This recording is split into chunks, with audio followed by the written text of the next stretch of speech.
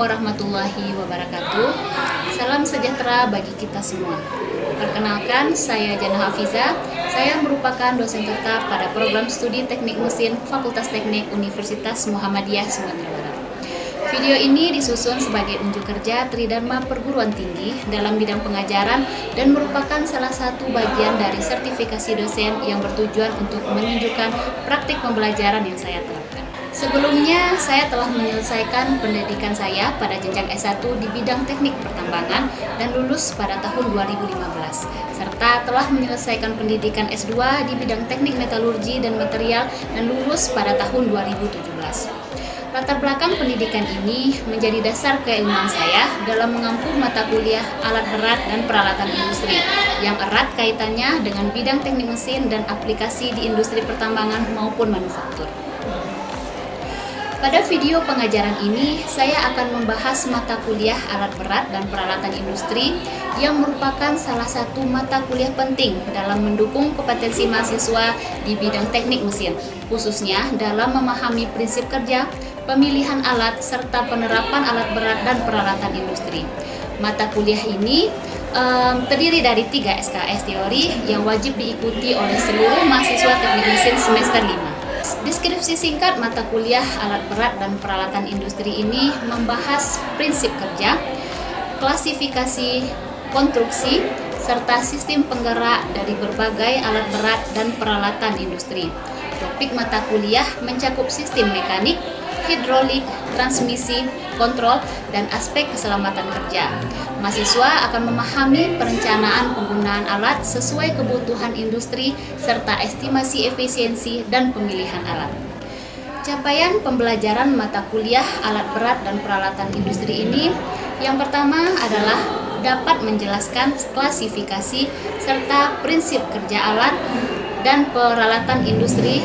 Yang kedua, dapat menganalisis sistem mekanik, hidrolik, dan transmisi pada alat berat dan peralatan industri. Mahasiswa juga diharapkan mampu menghitung kapasitas, efisiensi, dan kebutuhan daya alat berat dan peralatan industri.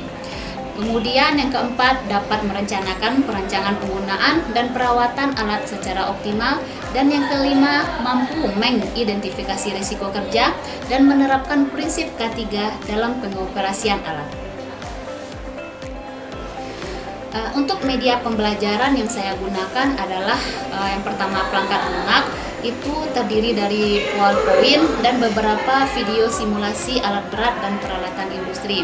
Yang kedua, saya juga menggunakan perangkat keras seperti laptop dan infocus. Untuk mata kuliah alat berat dan industri, materi pembelajarannya adalah yang pertama, klasifikasi alat berat dan peralatan industri. Yang kedua, sistem mekanik alat berat. Yang ketiga, sistem hidrolik.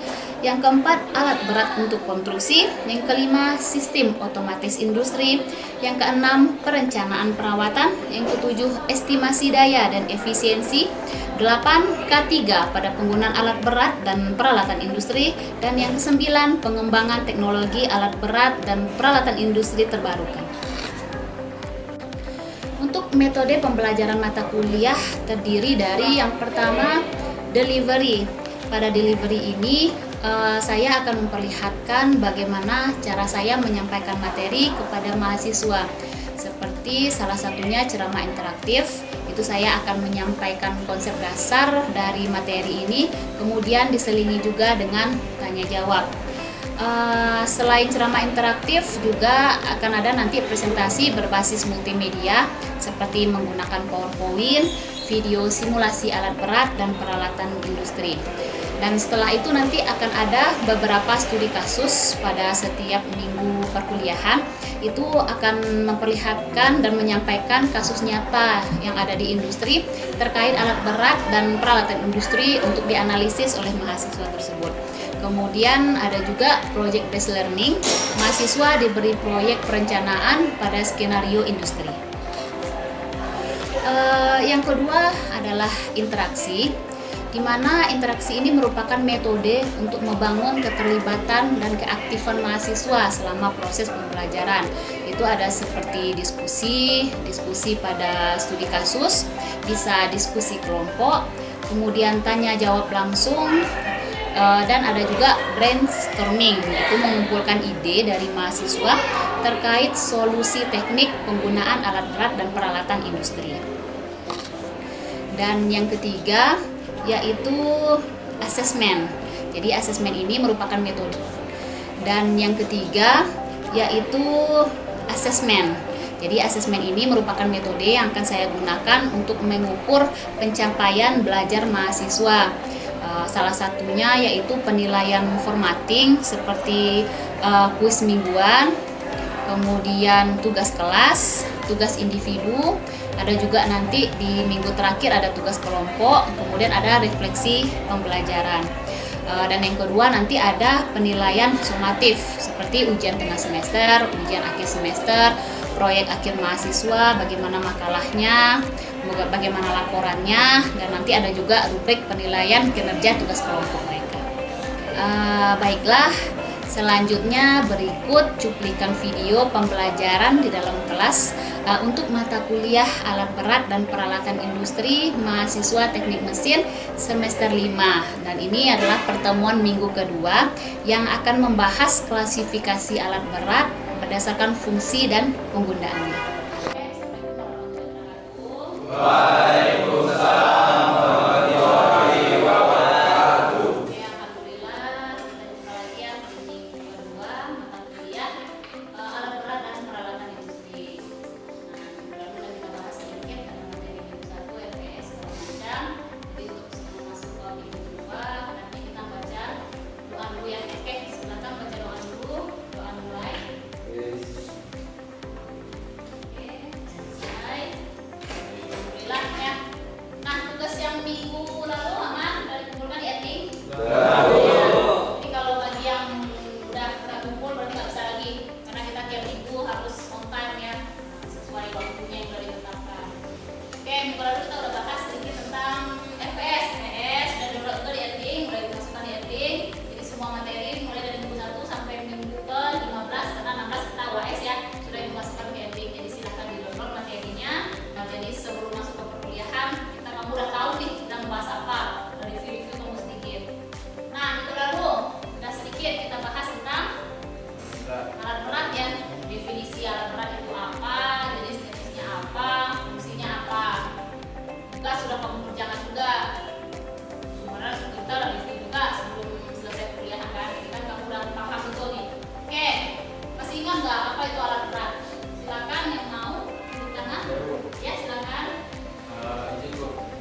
Alat berat adalah mesin besar yang didesain untuk fungsi konstruksi seperti pengerjaan tanah dan pemindahan alat bangunan. Nah, itu yang berat. Nah, contohnya apa? Contohnya, yang lain? Oke, Fadli, silakan Fadli, contoh Fadli. Yang pertama ada perencanaan peralatan, yang kedua ada organisasi bagian peralatan, yang ketiga ada pelaksanaan, dan yang terakhir ada evaluasi. Dan evaluasi penggunaan alat berat. Nah, kalau contoh alat berat di bangunan, contohnya alat berat penggunaan di pertambangan boleh. Yang lain nggak? Ya, pertambangan apa aja alat berat yang kamu ketahui? Boleh di bidang apa saja? Industri boleh, bidang manufaktur boleh. Ya, kalau alat berat dia bawa peralatan industri ya, bawa ini ya industri ya. Kalau di industri berarti peralatan industri berarti alat berat di pekerjaan jalan, konstruksi segala macam pertambangan. Apa contohnya? Contoh alat berat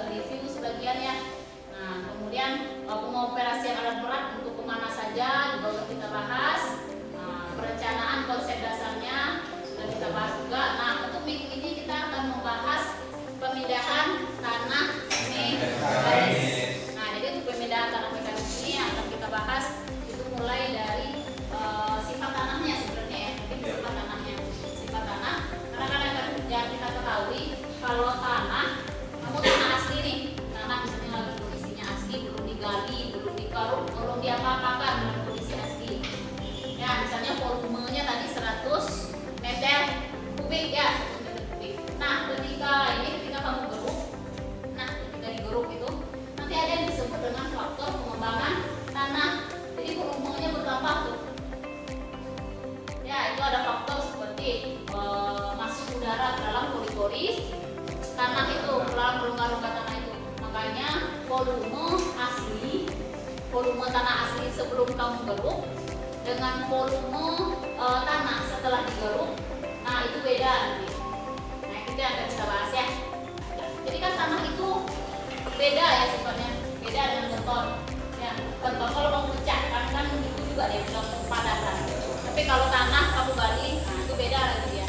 Nah jadi makanya tanah itu sifatnya beda dengan beton dan baja. Jadi kalau kita udah memindahkan tanahnya itu, ada lagi perubahan tata letak tanahnya, ada lagi perubahan tata letak materialnya. Ya makanya kan kita bahas ini apa itu pemindahan tanah mekanis secara matematis juga, secara teori dan matematis. Jadi ini ada juga disebut dengan perlawanan pada setiap jenis material. Beda lagi pasir biasa, ya. Nah pasir padat ada lagi, tanah liat ada lagi. Itu beda sifatnya, beda faktor pengembangan tanahnya. Apalagi kalau yang tanahnya basah, tanahnya kering, nah itu beda sifatnya. Nah itu yang akan kita bahas. Jadi nanti untuk berarti kan kamu harus identifikasi dulu ya, identifikasi dulu tanah yang mau kamu pindahkan itu jenis tanahnya apa. Kamu mau bangun rumah misalnya kan ya, mau bangun rumah. Karena ada sebagian tanah yang akan kamu gali, akan kamu geruk, kamu cari dulu jenis tanahnya apa jenis tanahnya. Jadi nanti baru akan kita ketahui jenis dari apa alat berat yang akan kita gunakan. Ya kan, alat beratnya kapasitasnya apa? Kapasitas besar, kecil, nah itu tergantung dari faktor pengembangan tanahnya. Karena ketika kamu garuk, kamu pindahkan, nah berubah dia tuh volumenya. Nah itu akan kita bahas. Nah jadi keadaan nanti kondisi tanah itu ada 3. Ya, kondisi tanah itu ada 3. Yang pertama itu back measure ya. Back measure itu adalah keadaan asli tanah. Keadaan asli tanah itu belum kamu sentuh sama sekali, belum ada disentuh apapun. Belum kamu campur, belum kamu keruk dengan eskavator ya. Nah, jadi keadaan asli itu atau itu biasa sebut juga dengan back measure. Jadi kondisinya adalah masih kondisi padat asli back ya. Nah, itu adalah tanah biasa yang belum diapa-apakan. Jadi kamu mengukurnya mungkin seperti biasa, kamu ukur biasa aja. Seperti kamu mengukur tanah luas tanah, kamu saja bisa perwarisan ya. Ini berapa warisan. Ada jualan tanah ya, jualan tanah ini gitu ya. Jualan tanah ini berapa? Nah, kamu ukur kan berapa panjangnya, luasnya ya. Nah, itu kan masih dalam kondisi asli, berarti masih belum ada disentuh sama sekali. Kemudian yang kedua ada yang disebut dengan loose measure. Loose measure itu adalah kondisi tanah yang sudah loose. Berarti loose itu maksudnya sudah kamu gali ya, sudah kamu gali, kemudian kamu ukur di suatu tempat dulu, kamu letakkan dulu di suatu tempat. Jadi belum kamu masukkan ke eskavator ya, baru kamu misalnya kamu timbul atau kamu tumbuk aja di suatu tempat dulu. Jadi udah digali, udah kamu campur atau boleh ke eskavator kalau manual ya, campur berarti kalau eskavator kamu pindahkan dulu ke dalam suatu tempat tumpukannya.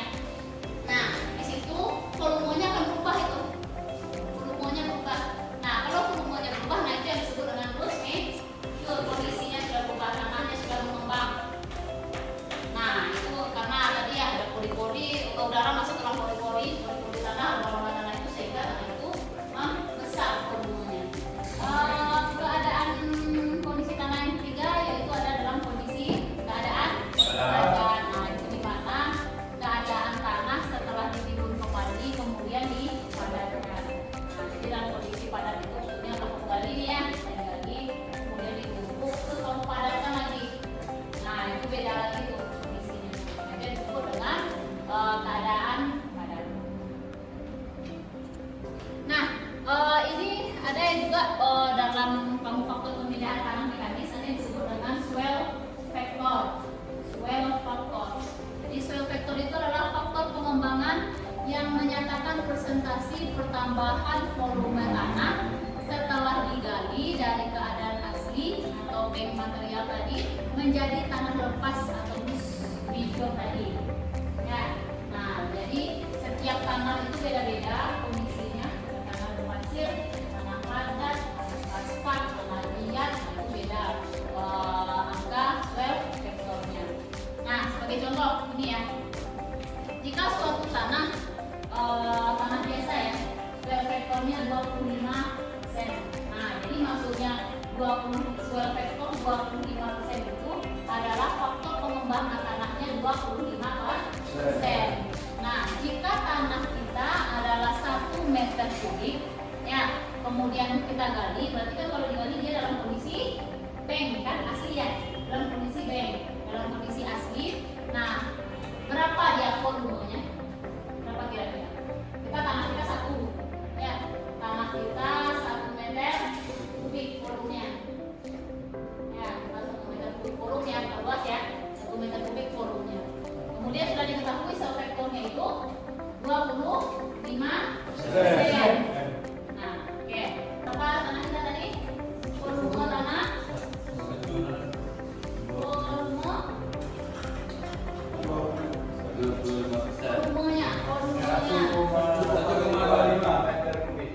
Berapa volume kita? 1 meter Segi. Nah, kubik segi ya, kubik. Nah, swell faktornya, kita nama swell faktor itu SW. Nah, berapa swell faktornya? 25%. Oke. Nah, volume tanah kita tadi 1. Berarti volume tanah itu 1 meter kubik itu sebelum kamu ini ya sebetulnya digali kita dalam kondisi asli bank. Berarti masih asli belum kamu tutup. Nah, kemudian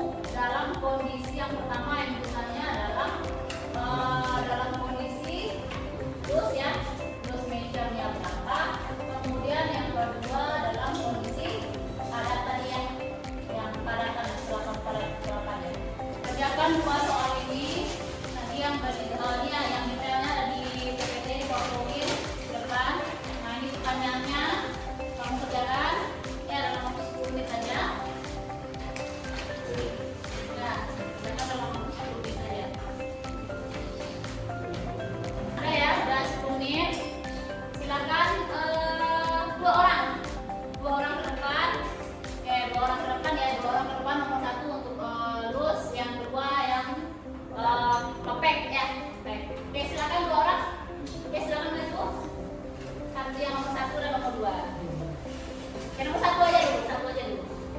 Oke, siap-siap ya untuk yang kedua. Ini videonya ya.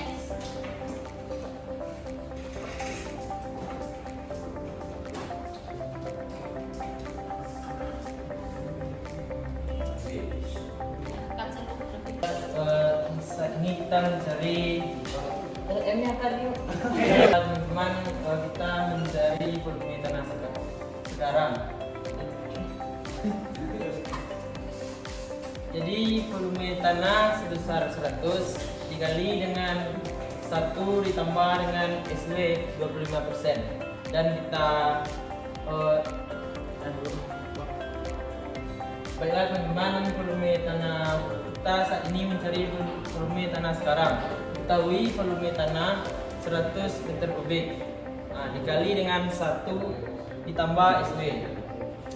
Volume tanah sebesar 100 meter kubik dikali 1 ditambah SW dijadikan bentuk koma dari 25% menjadi 0,25. Jadi 100 dikali 1,25 sama dengan 125 meter kubik. Sekian, terima kasih. Assalamualaikum warahmatullahi wabarakatuh. Baik, kita akan menjawab soal nomor 2, yaitu mencari volume tanah dalam keadaan padat. Yaitu volume compacted sama dengan bank measure dikali dalam kurung 1 kurang shrinkage factor sama dengan 100 dikali dalam kurung 1 kurang 0,10. 0,10 kita dapatkan dari nilai shrinkage factor, yaitu 10%, kita ubah menjadi bilangan berkoma hingga mendapatkan 0,10. Jadi sama dengan 100 dikali 0,9 mendapatkan hasil 90 meter per kubik. Jadi volume compacted adalah 90 meter kubik. Nah, ada dua temannya tadi sudah menjelaskan ya, sudah bisa. Jadi kita harapkan kamu yang lain juga bisa. Jadi kalau kurang-kurang nanti silakan bertanya ke temannya. Nah, jadi kan kita ada dua pertanyaan tadi, ada terus yang ditanya terus measure dan compact ya, ada. Nah, tadi jawaban teman kamu yang sudah kelihatan nih, satunya lupa ya, 90 meter kubik. Nah, kalau terus measure ketika belum padat kan udah gali masih ditumpukan, mau mengumpul langsung eskavator atau di suatu tempat tumpukan. Nah, dapat dari yang awalnya 100 ya, yang asli keadaan aslinya 100 jadi 125 kurang ya. Nah, setelah itu kamu hitung lagi dalam kondisi dia kan dan dipadatkan lagi, mengecil lagi ya.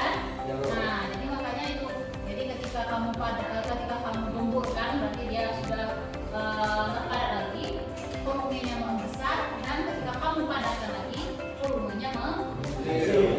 Oke, paham ya? Nah, oke, gue harapkan semua yang sampai materi ini paham. Nanti tugas udah ibu kirimkan ke Edi. Nah, kirimkan itu diketik ya, tugasnya diketik, nanti dikirimkan juga ke Edi. Nah, itu waktunya maksimal 1 minggu.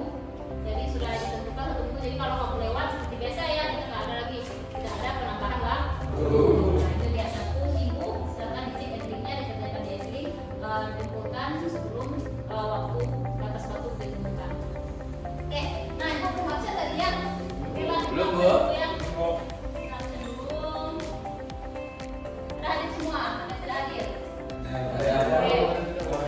Ya, baca dulu ya. Adwal, Hadir Bu. Ki, Aris, Ilham, Rizky, Naufal, Fadi, Safia, Muhammad Zaitri, Raffi, Diego, Dika, Nada, Vivi, Fadil, Farhan, saya juga, Eliud, Surya, Ahmad Anwar, Raffi. Oke, Raffi hadir? Raffi hadir? Hadir? Oh ya. Ada yang direkam? Oke, bolehlah satu orang saja tarik kesimpulan untuk hari ini. Untuk kamu tarik kesimpulan aja ya, untuk ada berapa, apa sih itu defektor itu apa? Ini aja lah, pemindahan tanah itu ada 3 tadi ya.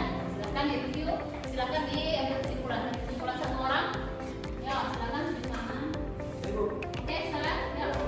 Kesimpulan pada hari ini yang bisa saya dapat dalam kondisi tanah ada 3. Yang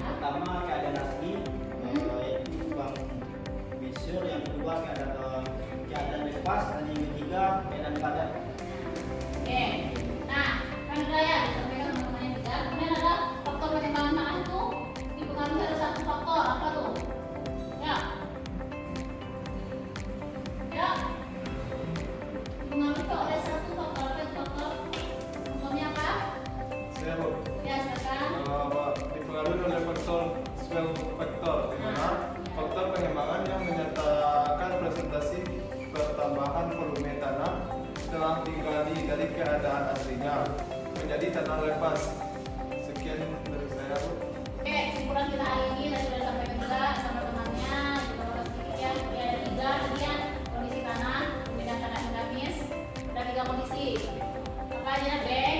Measure, atau base material, terus measure, dan terakhir, compact material dalam kondisi pas. Untuk perkuliahan kita hari ini, ya kita ini kita disimpulkan tadi pertama disimpulkan oleh semuanya dengan mengantar untuk pemindahan tanah mekanis. Yang kita bahas ada 3 kondisi tanah, ya, baik vektor yang asli, terus ganti yang ketiga, keempat, compact. Kemudian juga pemindahan tanah itu mengatur oleh swell vektor itu yang menunjukkan nanti perubahan dari si volume ini, volume asli, volume setelah kamu kumpulkan dan volume padatkan itu akan berubah. Oke, nah sedangkan kamu nanti kita udah absen, tugas kita belum dikerjakan, bukan sesuai jadwal. Saya rasa kalau kita tidak ada pertanyaan, cukup ya untuk hari ini. Oke, tutup perkuliahan kita hari ini. Assalamualaikum warahmatullahi wabarakatuh. Demikianlah cuplikan video pembelajaran dari saya pada mata kuliah alat berat dan peralatan industri yang dijalankan secara tatap muka kepada mahasiswa program studi S1 Teknik Mesin Fakultas Teknik Universitas Muhammadiyah Sumatera Barat. Sekian dan terima kasih. Salam sehat untuk kita semua. Assalamualaikum warahmatullahi wabarakatuh.